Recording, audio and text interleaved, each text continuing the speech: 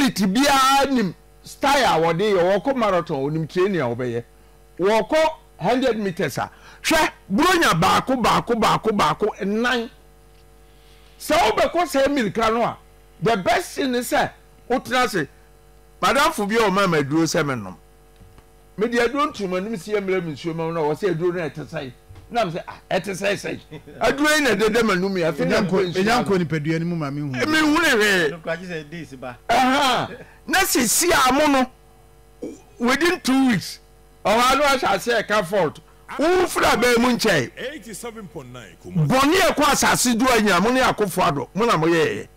kuro ya tete apansam ye som ba bia nsoso nyina efiri mu hwe electricity bill eno me da sumu ma de echi electricity bill ye friend say e ka mo de wo 2.something billion I know the atro man so of maba mon fix it. Oh listen and kasa na me kan the course no ye hwan some of them ekeke say ye ba e no dum so aba me no me da sumu o mu dum no be for enti maba mon fix it listen 87.9 we be catch no say sa style no ye be ka o say fix it no one fix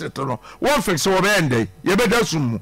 but ye kira how useless the NPP government was. No wodi o mani nya ne bilma tiase ahwedin hwe yensase yeta and ye kan say your friend is saying you see planting of trees doctor enti no planting tree green Ghana agree